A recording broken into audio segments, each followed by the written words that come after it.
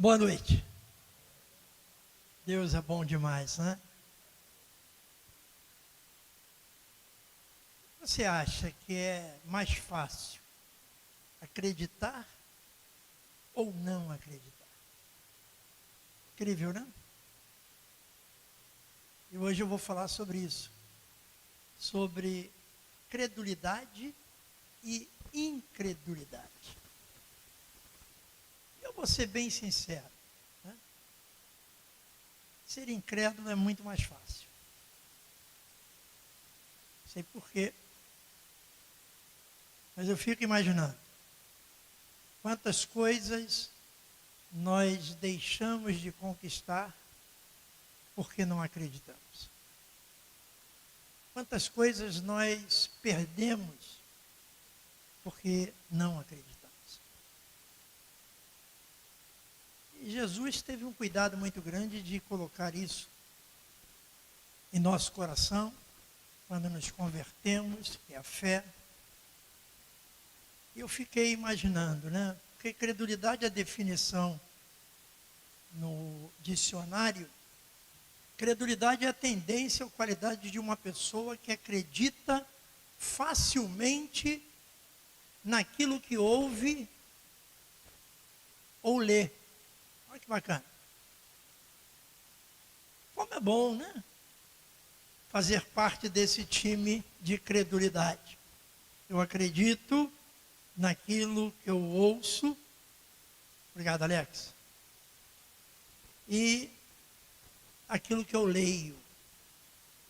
Agora, incredulidade. Né?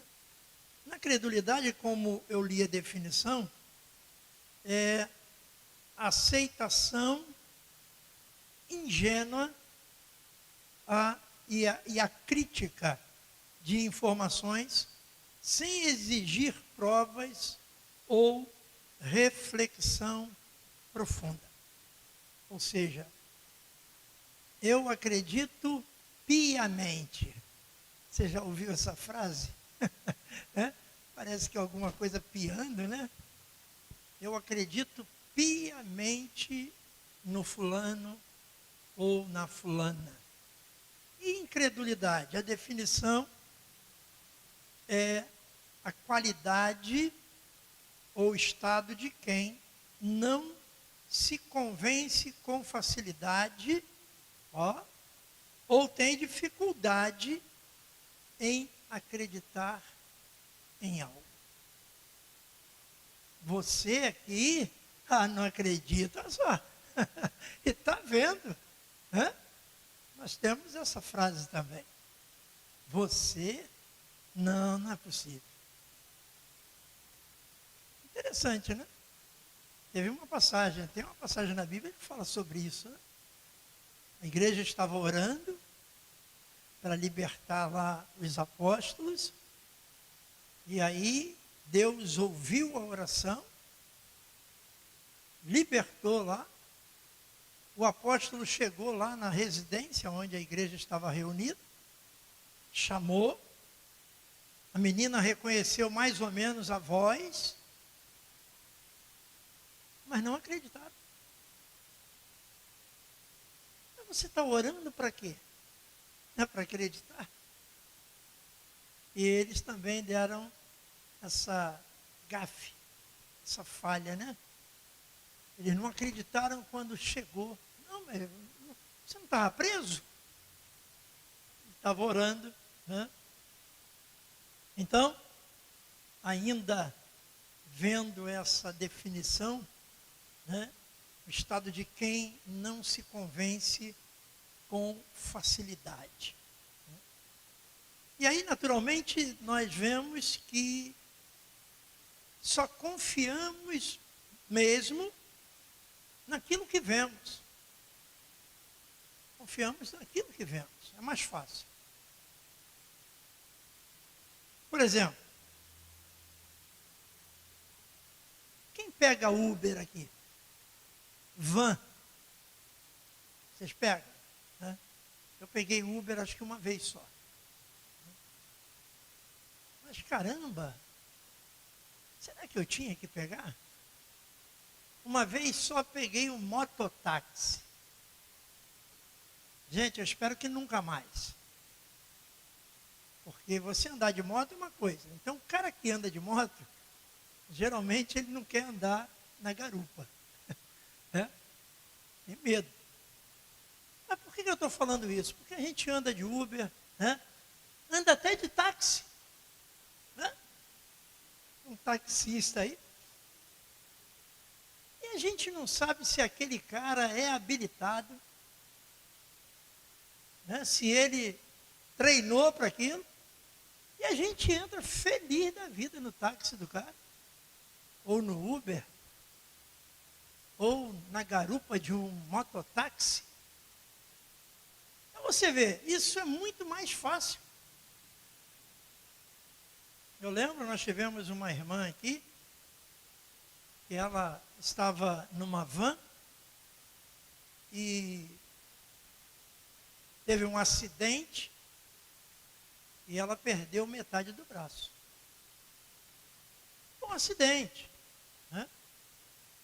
Então, eu fico imaginando, é tão fácil confiar no que vemos, no que podemos tocar, né?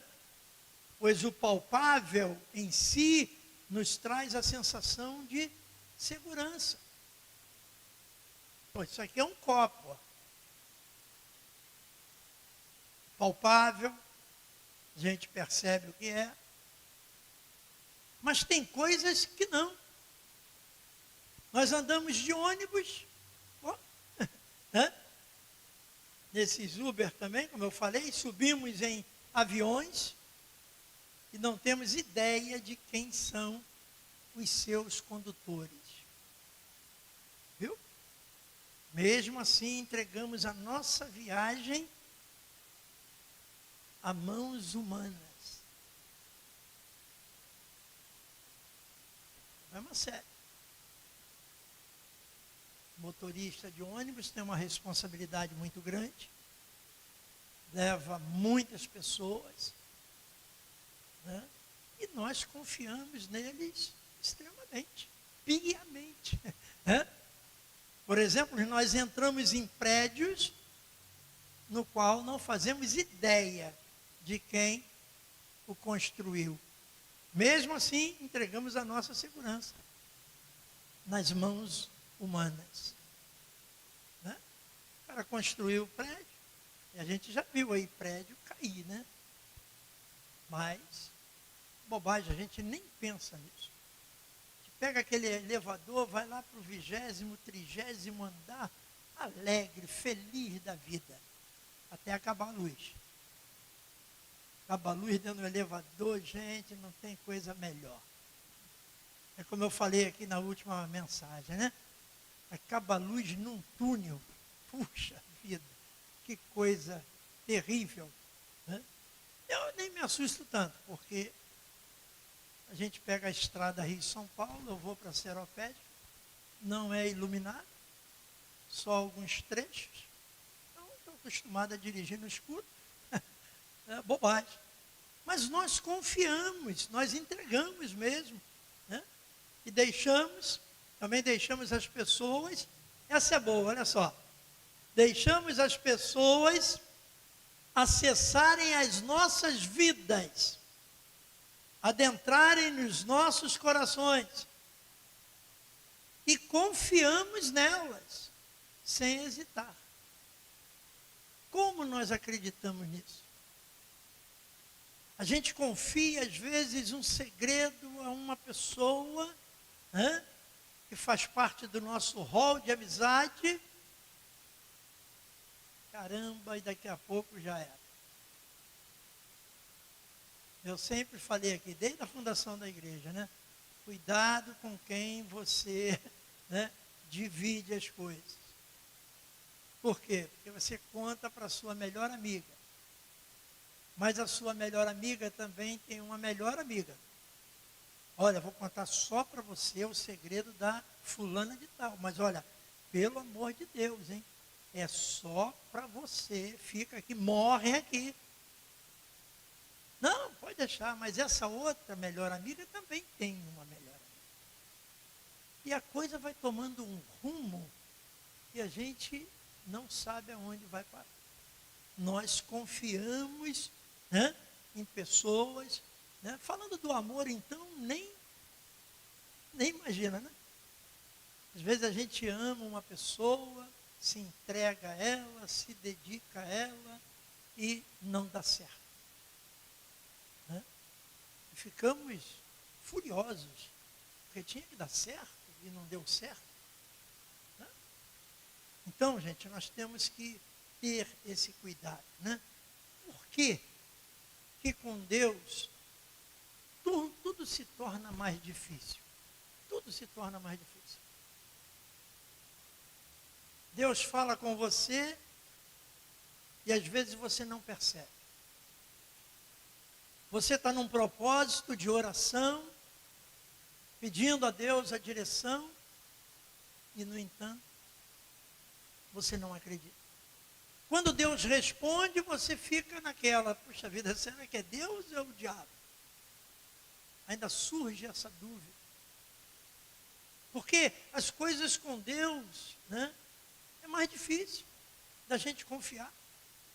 Infelizmente, né, nós temos essa dificuldade, olha, de confiar, de acreditar no Deus que fala conosco, que nos criou, que nos sustenta, que nos ama. Então nós precisamos atentar para isso.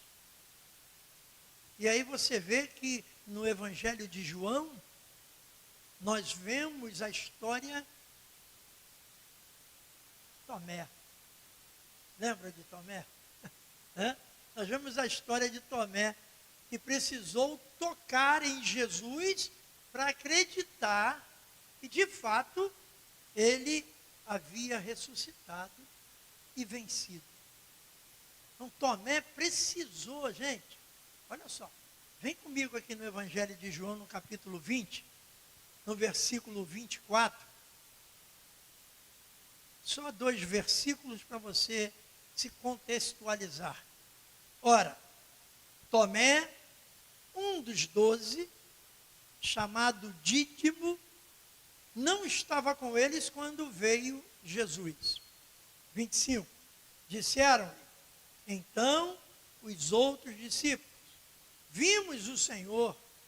Mas ele respondeu, se eu não vir nas suas mãos o sinal dos cravos, e ali não puser o dedo, e não puser a mão no seu lado, de modo algum acreditarei. Caramba! Não sei se Tomé andava de Uber. Não sei se ele pegava elevador. Camelo, com certeza. Ele acreditava no camelo? Ia levá-lo a algum lugar? Porque um cara que andou com Jesus, que já conhecia todo o segredo, que sabia que Jesus teria que partir, passar até pela morte e ressuscitar. E de repente esse cara cria uma polêmica no meio do grupo. Ah, eu não acredito. Eu só acredito vendo. E isso pegou na sociedade. Quantas pessoas usam essa fala? Eu só acredito vendo. Se eu não ver, não acredito. Olha só que frase incrédula que nós estamos tratando aqui com esse homem. Se eu não puser a mão no seu lado, de modo algum acreditarei. Jesus criticou ele. Jesus falou, rapaz, você só acreditou porque viu. Bem-aventurado aqueles que acreditam sem ver. Mas aqui não vimos Jesus. Eu nunca vi Jesus. Nem em sonho, gente. Tem gente que sonha com um homem de branco. Sei. Nem sonhar, eu nunca sonhei. Que Jesus veio. Eu sinto Jesus de outra maneira. Mas respeito as pessoas, né, que já sonharam, que já viram esse homem de branco. Legal, bacana. Mas nós não vimos Jesus no presencial. Nós não estávamos lá no momento dos milagres. Mas nós acreditamos em Jesus, amém? Nós acreditamos. Nós somos diferentes de Tomé, que só acreditava se visse.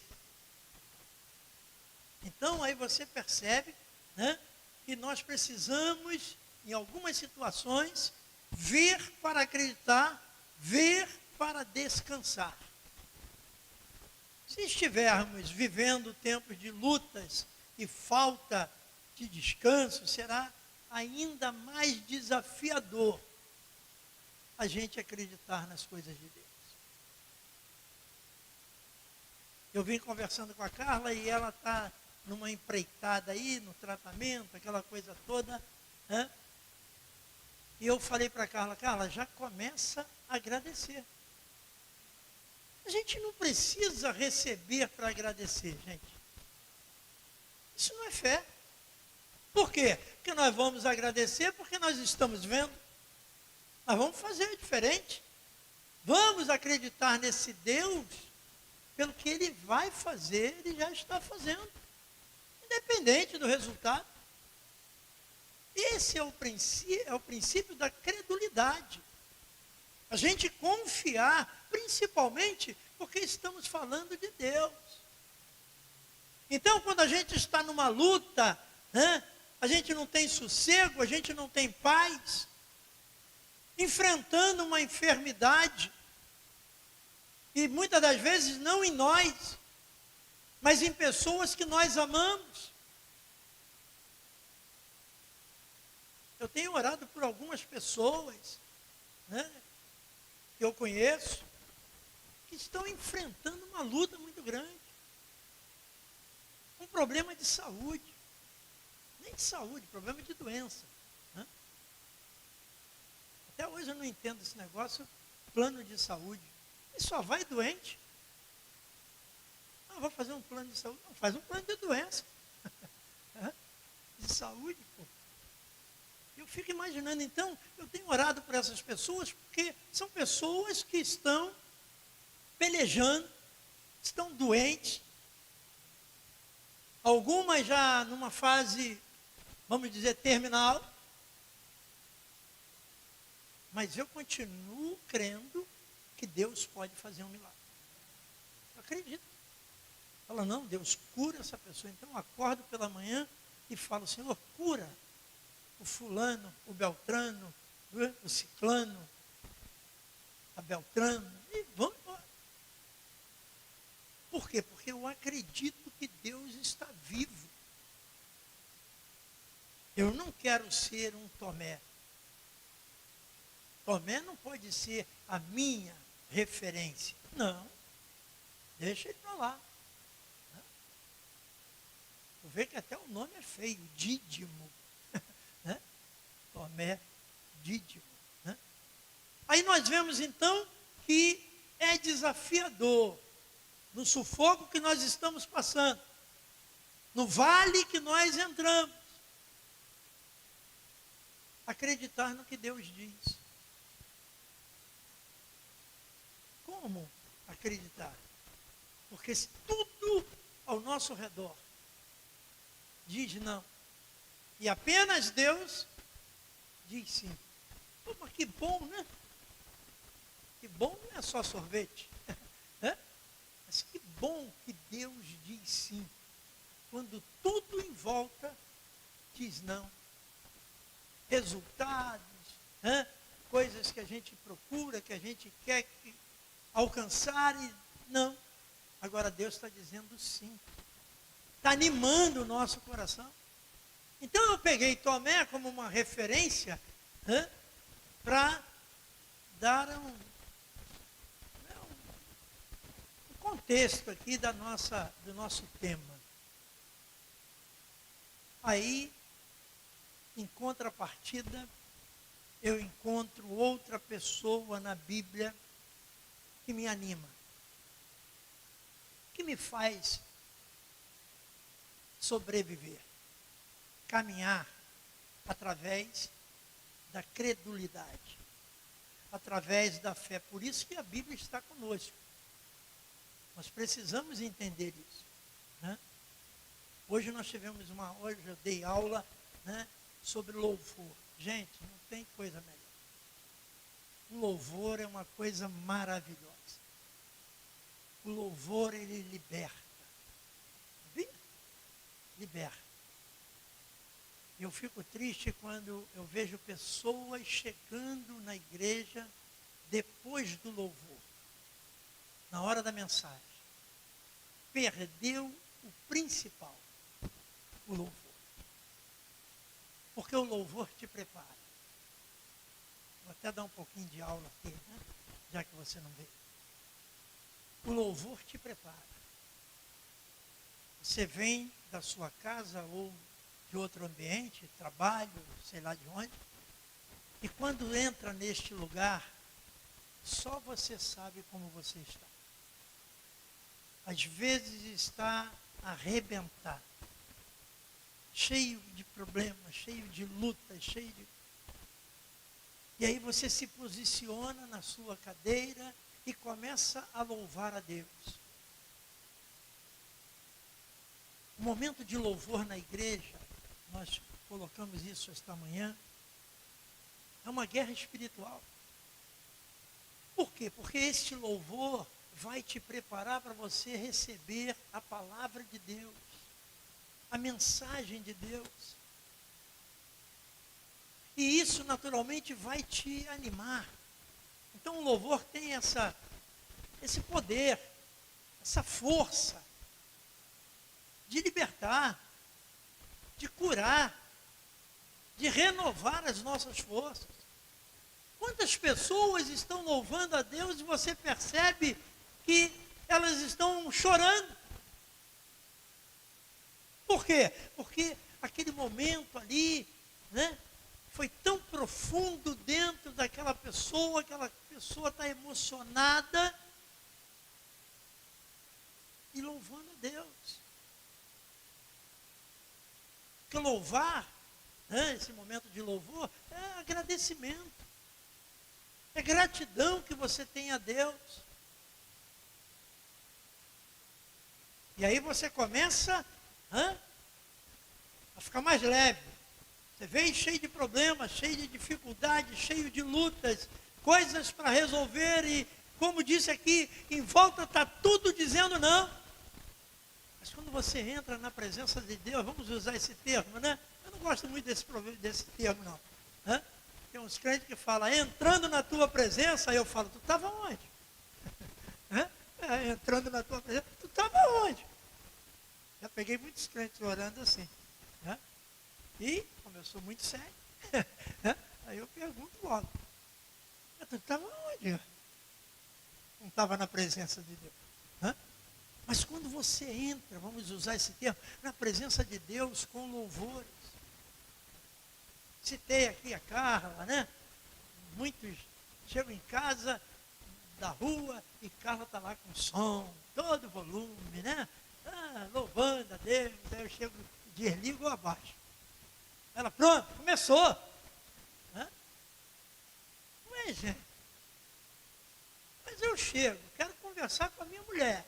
Tem um cara lá cantando, atrapalhando a minha conversa. Ela fala, não, peraí, cara, deixa eu dar um pause aqui, né? Aí falo que resolvi, fui na rua para isso e tal. Aí depois eu falo, agora libera aí. Ainda bem que lá em casa tem 20 mil metros quadrados. Dá para fugir para longe, né? E tal, aquela coisa.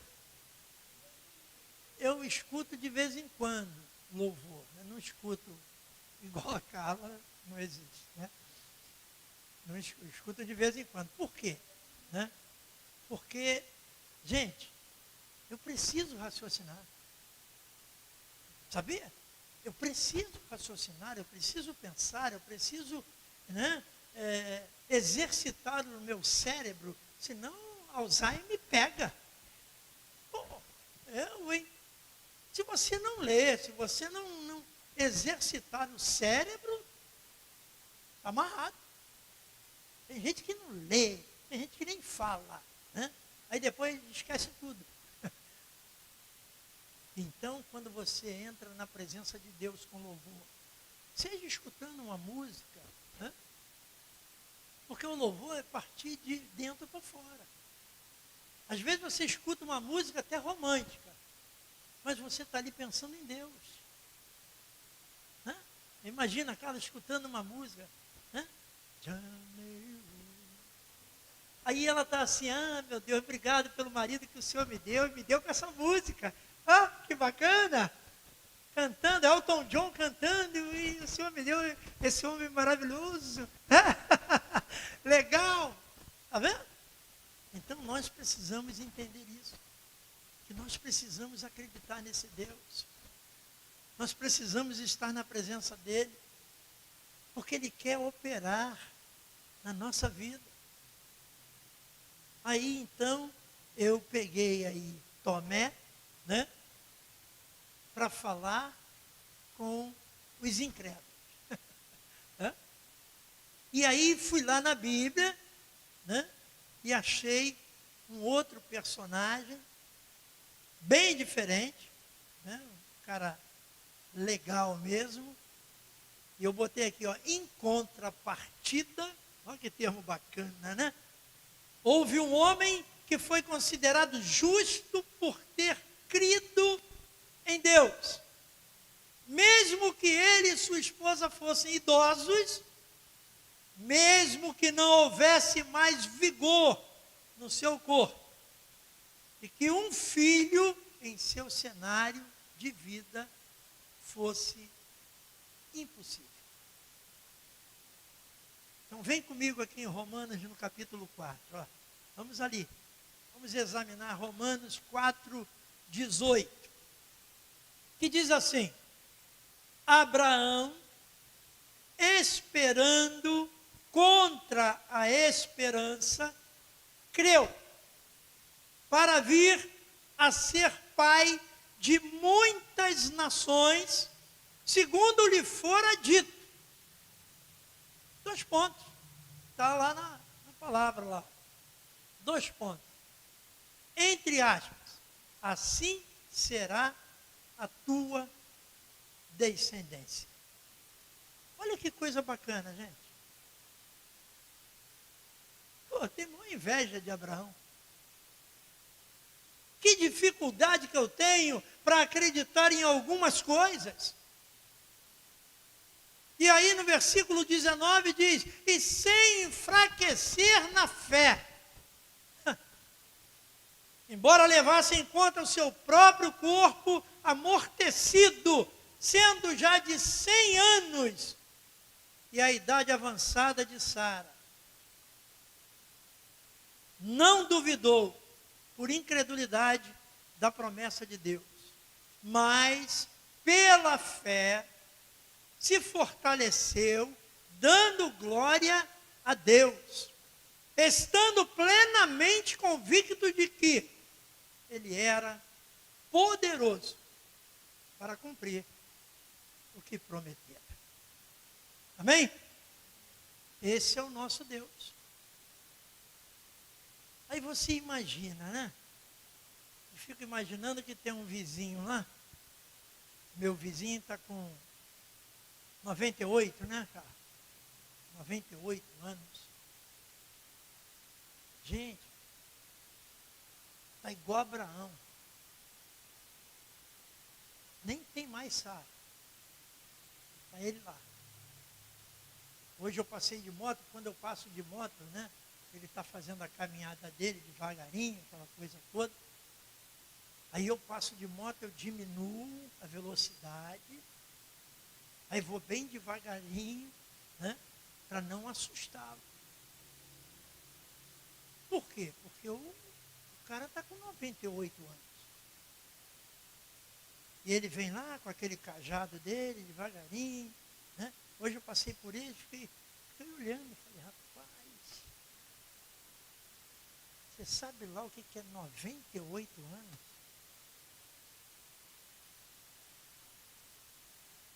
Pensa aí. É 30 anos mais velho que eu. E eu já estou pelas tabelas. E o cara está ali. Estão torcendo para ele fazer os 100. Estão torcendo. Olha, acho que vai ser uma festa lá em Seropé.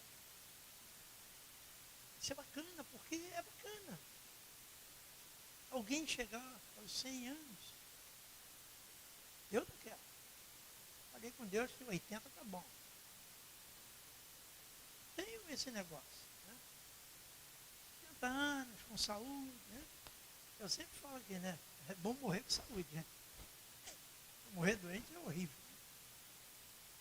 Aí eu olho para esse exemplo aqui, Abraão, que não precisou fazer nada além do que crer.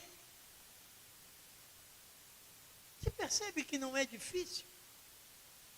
Olha só, se tem alguma coisa na sua vida, se você ouviu uma voz um dia, e algo bom que vai acontecer na sua vida, acredita nisso.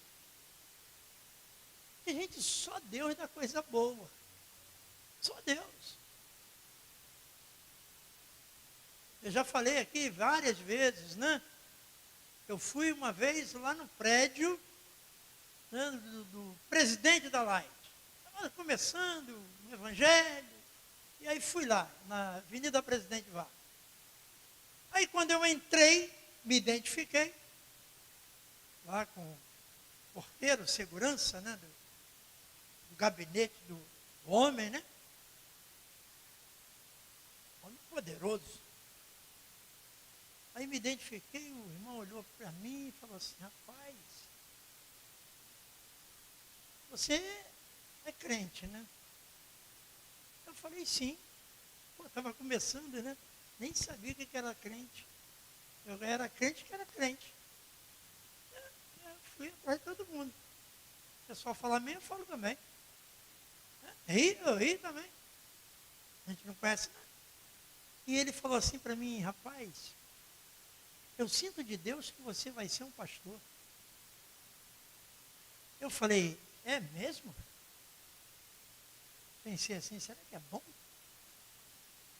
ser pastor? Não sei. Mas eu recebi a palavra, falei, legal, beleza. Guardei a palavra no coração.